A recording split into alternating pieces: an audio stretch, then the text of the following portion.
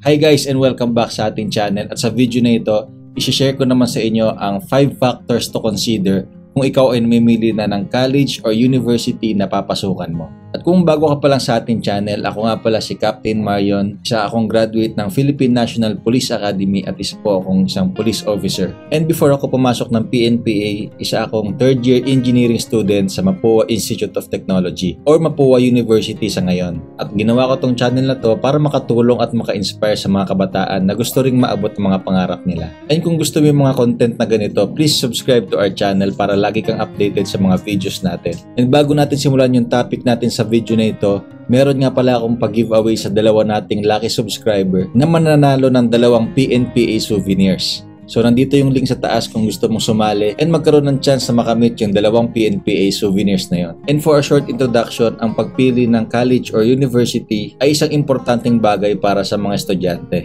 dahil ito na yung huling step para makakuha ka ng diploma at makapag-apply ng trabaho na pinapangarap mo. Isa kasi sa mga tinitignan ng mga employers talaga is yung qualification mo sa trabaho na ina-applyan mo and kung saan ka nag-aral. Syempre bukod dun sa experience mo. Syempre marami pa rin tao na nakapag-apply at nakuha yung mga trabahong gusto nila kahit hindi sila nakapagtapos ng college.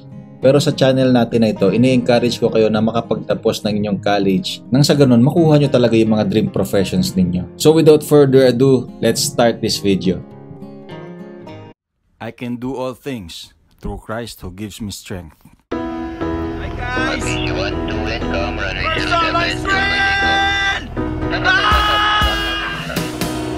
Hanapin mo yung app So number 1 factor to consider kung pipili kayo ng university o college na papasukan nyo is yung academics. So ang ibig ko sabihin doon is ano ba yung gusto mong course? So meron bang program na ino-offer yung college or university na course na gusto mo? So for example ako, ang gusto kong kunin nun is engineering. Specifically, Bachelor of Science in Electronics and Communications Engineering.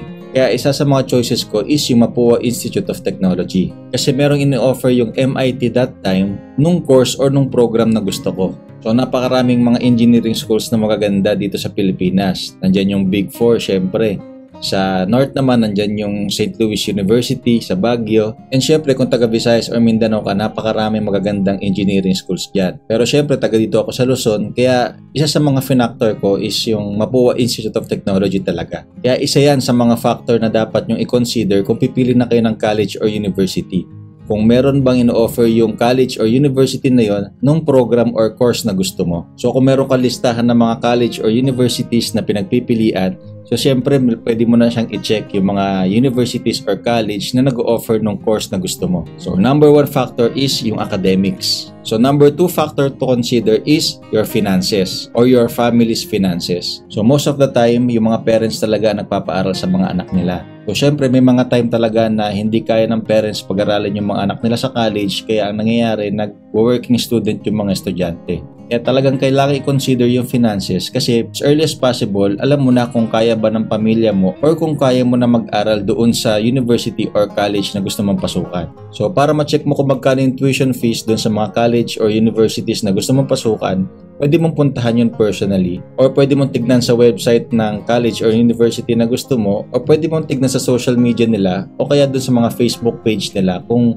magkano nga ba yung current na tuition fee nila. So i-consider mo din na magtataas yan over time. So 4 years ang college, syempre i-foresight mo na pwede magtaas yung mga tuition fees. So kailangan mo i-consider yung finances para sa simula pa lang naka-mindset ka na or naka-foresight ka na kaya mong tapusin yung course na kukunin mo doon sa college or university na pipiliin mo. So dito rin papasok yung mga offers ng universities for scholarship. Pero syempre ang scholarship is may qualification. So qualified ka ba na i-take yun para maging free yung tuition fee mo or makakuha ka ng malaking discount? Dito na rin papasok yung mga service academies natin na sinasabi ko palagi sa mga videos natin. Tulad ng Philippine National Police Academy, ng Philippine Military Academy, ng Philippine Merchant Marine Academy, and other academies na nag-o-offer ng scholarship. Pero syempre dapat yung pangarap mo inline din dun sa mga academies na binanggit ko. So kung gusto mo maging public servant or maging part ng government, dahil free ang scholarship nun and may allowance ka pa. And pag nakagraduate ka sa mga academies na binanggit ko, magiging officer ka in the Armed Forces of the Philippines, sa Philippine National Police, Bureau of Fire Protection, Bureau of Jail Management and Technology, or Philippine Coast Guard, and other uniformed services in the Philippines. So the second factor to consider is your finances. The third factor to consider when choosing a university or college na pag-aaralan mo is the location. So for example, alam mo na yung course na kukunin mo sa college, and then may pinagpipilian ka ng mga schools or universities na nag-o-offer nun. And then na-check mo na din kung kaya ba ng finances ng family mo or ikaw mismo. Siyempre, kailangan mo din i-consider yung location ng university or college na papasukan mo. So for example, ako, taga dito ako somewhere in South Luzon. And then my preferred college to attend to was the Mapua Institute of Technology. So mga 1 hour to 1.5 hours ang biyahe ko mula bahay hanggang sa Mapua. Pero dahil gusto ko talaga sa Mapua mag-aral, iniis ko yun for 3 years before ako pumasok sa PNPA. So ang ginagawa ko noon, mga 5 or 5:30 in the morning, luluwas na ako papuntang Manila.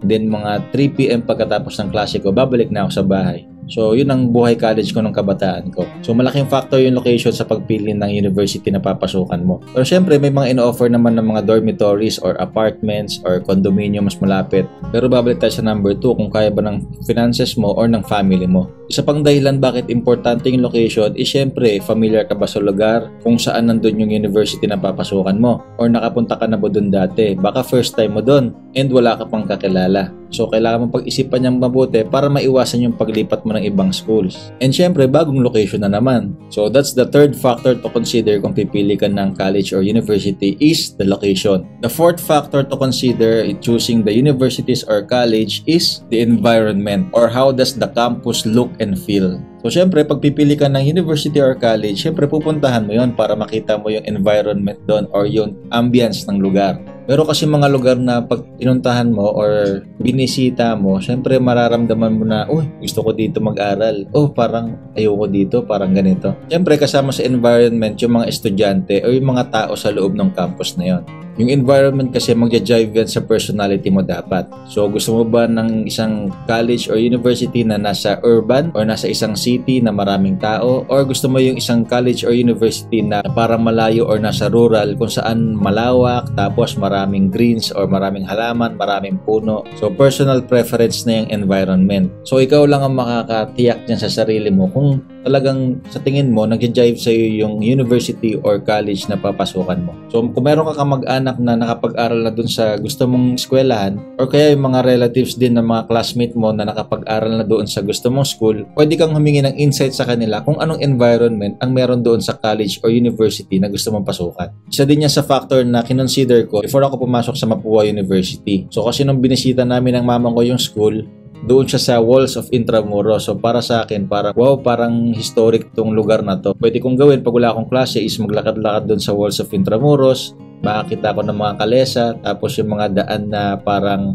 sinauna pa na maganda tignan para sa akin. O kinonsider ko yung environment na yan. Tapos nakita ko yung Mapua is hindi siya ganun kalaki na university in terms of building size. So para sa akin, okay yon dahil malapit lang yung mga rooms and then hindi ako malilito. Yung iba kasing mga universities or college, talagang malalawak na yung campus nila. Tulad ng sa kapatid ko na nag-aaral sa University of the Philippines, Los Baños. Nung dinalaw ko yung kapatid ko doon, sobrang lawak ng UP. Sobrang ganda, sobrang lawak. Pero sa akin kasi, during my time, mas preferred ko yung magkakalapit lang talaga yung mga buildings para hindi ako malito tapos madali ako makapasok sa mga next subjects ko. So that's my number 4 factor to consider is yung environment. So last but not the least, this is the 5th factor to consider, and that factor is your parents' advice. So syempre, isang malaking factor ng pagpili ng university or college is your parents' advice. May kasabihan nga tayo guys na your parents want the best for you. So gusto nila yung best para sa'yo. Lalo na kung willing sila na pag-aralin ka sa college. So kailangan mong isaalang-alang yung sasabihin ng magulang mo.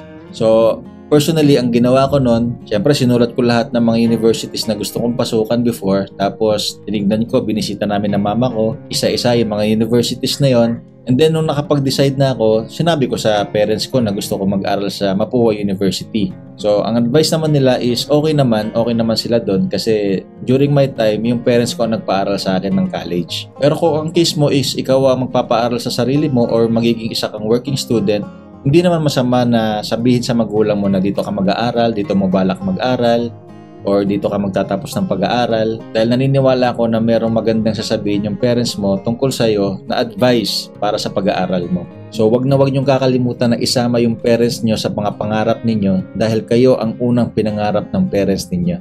So yun nga, nung napili ko yung Mapua bilang school na papasukan ko, sinabi ko agad sa papa ko, which is an engineer and is a graduate of engineering sa St. Louis University sa Baguio. And sabi niya, approve.